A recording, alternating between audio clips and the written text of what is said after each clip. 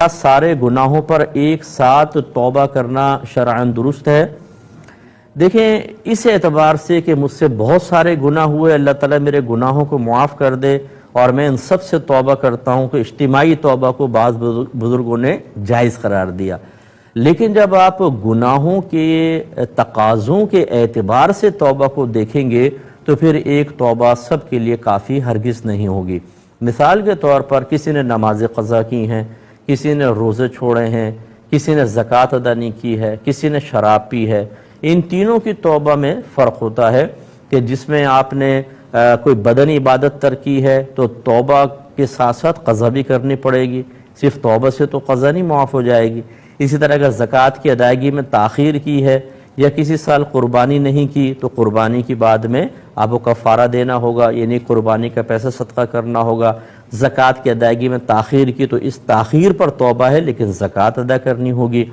شراب وغیرہ پہ اگر شراب پی تھی اس پر اگر توبہ کریں گے تو صرف اتنا ہے کہ آپ آئندہ اس گناہ کے نہ کرنے کا خوف خدا کی وجہ سے پختہ ارادہ کریں، اور یہ ارادہ صرف اللہ کی رضا کی خاطر، عذاب کے خوف کی وجہ سے ہوئی ہے۔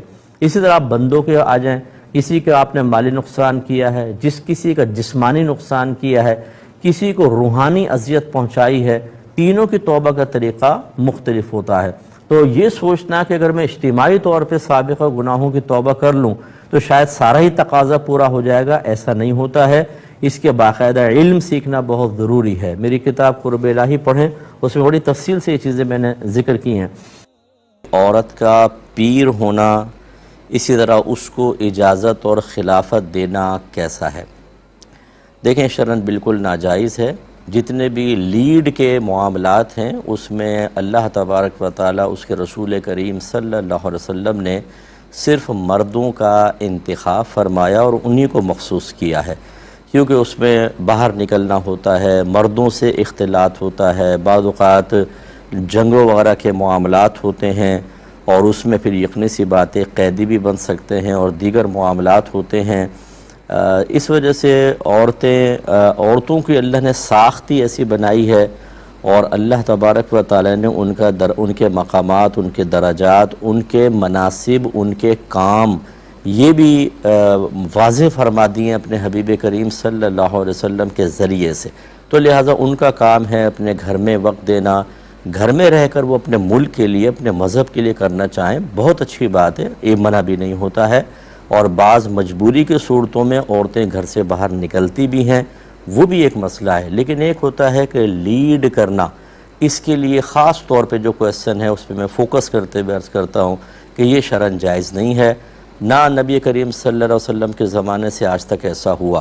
بی بی فاطمہ رضی اللہ تعالی عنہ کیا خلافت کی مستحق نہیں تھیں کہ وہ عورتوں کو لیڈ کرتیں؟ لیکن میرے آقا نے ان کو یہ منصب نہیں دیا، اجازت مرحمت نہیں فرمائی۔ ایسے جتنے بھی ازواج مطہرات ہیں ایک سے ایک ذہین فطین تھیں، جیسے ہمارے والدہ سیدہ عائشہ صدیقہ رضی اللہ تعالی عنہا، عالمہ بھی تھیں، مفتیہ تھیں، زبردست مفسرہ اور مجتہدہ تھیں، لیکن اس کے باوجود لیڈرشپ آپ کے پاس نہیں، لیڈرشپ ہمیشہ مردوں کے ہاتھ میں رہی۔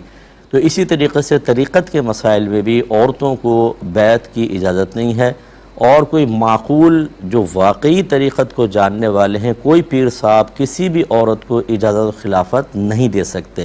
یا تو وہ جھوٹ بول رہی ہوگی، یا کچھ شہرت کے بھوکے ہوتے ہیں کہ جو اپنے تمام اکابرین کے طریقوں سے ہٹ کر بس تاکہ ہمارے زیادہ سے زیادہ لوگ دوسروں کو مرید کریں اور ہمارا مجمع بڑھے، اس میں وہ طریقت کا خود خون اور بلکہ شریعت کا خون کرتے ہوئے نظر آتے ہیں۔ تو لہذا یہ بالکل جائز نہیں، نہ ایسی عورت کی بیعت کرنا جائز ہے۔